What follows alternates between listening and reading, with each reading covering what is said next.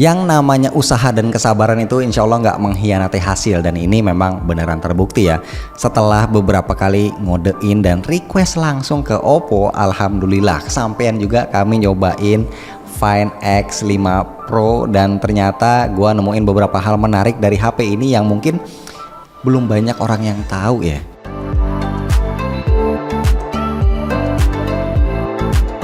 Bismillah, alhamdulillah kita ketemu lagi bareng gua Romi. Oppo Find X5 Pro ini sebenarnya bisa dibilang worth it banget untuk sebuah flagship resmi dengan kualitas yang ditawarkan.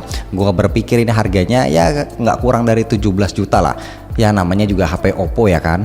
Taunya apa? Pas dirilis resmi diumumin harganya cuma 15 juta. Terus terang gua tergoda juga ya, gue pengen beli. Siapa tahu gua bisa selingkuh dari S22 Ultra. Apalagi secara paket penjualan Find X5 Pro ini masih ngasih perabotan yang lengkap, dapat case bagus, dapat casan 80 watt, udah kepasang screen guard juga. Nah, ini kan opsi warna HP-nya cuma dua ya. Kalau misal mau beli mending yang putih aja. Cakep banget, mewah banget tongkrongannya. Dia bahannya seramik, jadinya shining banget kayak kulit cewek-cewek artis drakor lah. Pakai seramik artinya juga lebih kuat dibanding kaca, udah IP68 juga. Sebenarnya tongkrongan X5 Pro cenderung sederhana. Poin menariknya ada di bump kameranya yang nonjol tapi tetap nyatu ke body. Ini susah bikinnya. Lalu ada logo Hasselblad yang nggak semua orang tahu. Tapi harusnya yang jadi target market dari HP ini akan tahu seberapa besar sih nama Hasselblad ini. Tapi kita nggak usah kebanyakan bahas desain, kita langsung ke layar aja. Di menu display setting ada banyak fitur yang disediain. Ada screen color mode buat nonton, dia punya image sharpener, ada color enhancer sama mode bright HDR. Nggak ketinggalan juga ada nature tone yang pada prakteknya ini bikin layar jadi lebih kuning. Gue sih jarang pakai ya karena nggak kayak di iPhone yang ini malah terlalu warm, malah jadi kurang nyaman lah. Nah, secara spek layar X5 Pro juga ngeri. Panel LTPO AMOLED versi terbaru, resolusi Quad HD+, 1 miliar warna, brightness 1300 nit, udah 120 Hz juga. Secara tampilan ada di kelas yang sama kayak layar S22 Ultra, bening banget, tajam banget, cerah banget. Tapi mungkin banyak yang belum tahu kalau panel LTPO ini ada plus minusnya. Nah, dia kan punya adaptive refresh rate otomatis ya dari 1 ke 120 Hz. Bisa bikin baterai lebih awet. Tapi nggak enaknya banyak kegiatan yang terpaksa harus berjalan tidak di 120 Hz. Misalnya scrolling di YouTube, di Google Docs, galeri foto, bahkan kadang di Instagram juga nggak 120 Hz. Nah, ini akan terasa jomplang karena perpindahan refresh rate ini. Sementara di S22 Ultra gua tuh bisa nikmatin 120 Hz kapanpun apapun aplikasinya. Nah, ini adalah hal yang sebenarnya penting ya kalau kita bicara kenyamanan. Dan sebenarnya gue pengen banget nyampein satu hal ke Oppo, yaitu soal experience. Gue kaget Find X5 Pro ini kan flagship, tapi kok banyak banget ya bloatware-nya. Apa memang flagship brand dari China ini begini semua? Orang yang beli HP belasan juta biasanya itu kan pengen dia bebas, sebebas-bebasnya, nggak mau keganggu ada apps yang udah ke-install yang sebenarnya mereka nggak butuh. Nah, di X5 Pro ini bloatware-nya nggak tanggung-tanggung. Belum lagi ada ditambah notif mengganggu dari app market, contohnya yang bilang cache-nya penuh lah. Ya yang bener aja ya, kapasitas ini 12256 loh. Asli, ini bikin feel flagshipnya itu jadi berkurang. Semoga keluh kesah gua ini didengerin ya, karena sayang banget kalau HP-nya ini sendiri kan udah bagus, jadi experience-nya juga harus bagus. Tapi Color OS sendiri ini sekarang udah makin ringkas dan makin responsif. Udah nggak ada tuh yang namanya fitur-fitur gimmick mubazir. Sisanya itu ada fitur-fitur yang esensial aja yang memang beneran kepake, dan update softwarenya juga gercep banget, mantep lah. Tapi sebelum gue lanjut ke performa, gue pengen izin dulu ya nyampein info penting dari sponsor kita di video ini, yaitu Live On, provider internet favoritnya anak muda zaman now. Nah, menurut gue Live On ini salah satu game changer ya untuk urusan provider internet. Dia pakai sistem full kuota, nggak pakai pulsa, jadi nggak akan ada yang namanya pulsa kepotong, dan kuota internetnya utuh, bulat, nggak dibagi-bagi berdasarkan jam lah, jaringan lah, sesuka kita aja, mau dipakai browsing, medsosan, streaming, dan lain-lain. Dan ini yang penting ya, di Live On nggak ada FUP, artinya speed nggak akan dilimit. Kalau misal kuota kita masih nyisa tuh nggak akan hangus, nanti bakal diakumulasi bulan-bulan berikutnya. Akumulasinya pun nggak banyak syarat ya, cukup perbaruin terus paket data kita setiap bulan dan sisa kuota itu bakal otomatis terakumulasi ya sampai 1000 GB. Jadi cobain aja dulu deh beli yang PowerGo, itu harganya 50.000, dapat kuota 20 GB buat sebulan dan gratis teleponnya itu 20 menit ke semua operator.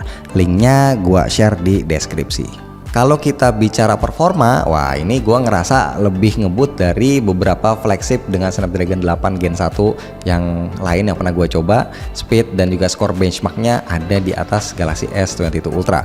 Apalagi baterai ya, HP tipis kayak gini bisa ngegendong baterai 5000 mAh. Pakai dari pagi sampai malam itu sekitar jam 7, seringnya gua masih sisa 20%-an dengan catatan resolusi layar Full HD dan pakai dark mode. Mana ngecasnya juga ngebut banget kan, ini 35 menit ya kurang lebih udah penuh. Mau pakai casan macam kayak Acmic atau IT, pokoknya third party itu juga bisa dan support fast charging walaupun nggak secepat casan bawaannya. Tapi sebenarnya yang paling bikin kita para entusias mau mencoba X5 Pro nggak lain adalah kameranya. Oppo nerusin collab bareng Hasselblad karena sebelumnya OnePlus ini kan udah duluan ya. Nah dulu di OnePlus 9 Pro ibaratnya efek Hasselbladnya itu cuma ada di mode Pro-nya. Tapi di X5 Pro ini bisa kita rasain di mode auto, nggak cuma di mode Pro. Ditambah chip Mari Silicon X khusus ya buat kameranya. Nah ini jadi di atas kertas makin ngeri. Memang berasa banget ya kamera Find X5 Pro ini lebih sensitif sama cahaya. Dia bisa ngebabat silaunya cahaya dengan sangat baik melebihi kompetitornya. Processingnya itu terasanya benar-benar seamless. Begitu selesai jepret kita buka fotonya udah langsung mateng, nggak ada proses loading dulu. Concern gua soal shutter lag, yaitu pas kita motret gerak cepet kayak anak-anak misalnya, itu juga ternyata relatif oke. Kita masih bisa dapetin hasil yang bagus buat di post di medsos. Ya mungkin adalah blur-blur dikit, tapi overall ini masih oke. Nah untuk reproduksi warnanya juga termasuk amazing ya, karena dia lebih sering berasa akurat di berbagai kondisi dibanding S22 Ultra atau iPhone 13 Pro Max. Meski kadang suka juga sih hasilnya nggak terlalu akurat, tapi yang pasti warnanya nggak over, nggak di-boost secara lebay. Dan dibalik itu gue ngerasa viewfindernya yang ada di layar ya pas lagi mau motret pas kondisi gelap itu berasa lag. Bukan sebuah big deal sih, tapi cukup mengurangi kenyamanan. Kalau seandainya bisa smooth 60 fps itu kan pasti akan jauh lebih enak. Buat motret low light, gue juga ngerasain processingnya ini natural. Karakternya nggak bikin malam jadi berasa kayak siang ya. Malam ya tetap berasa kayak malam, sesuai porsinya lah. Sharpeningnya juga ya kelihatan tipis-tipis aja. Foto portrait bisa dieksekusi dengan rapi, bisa pilih mau 1 kali zoom atau 2 kali zoom, sama-sama bagus. Bahkan kalau seandainya nih kita motret ada background lampu-lampu, hasilnya bisa artistik. Asik banget. Cuma yang bikin bingung, kok setelah motret ini nggak bisa diedit lagi bokehnya, jadi rasanya kurang fleksibel.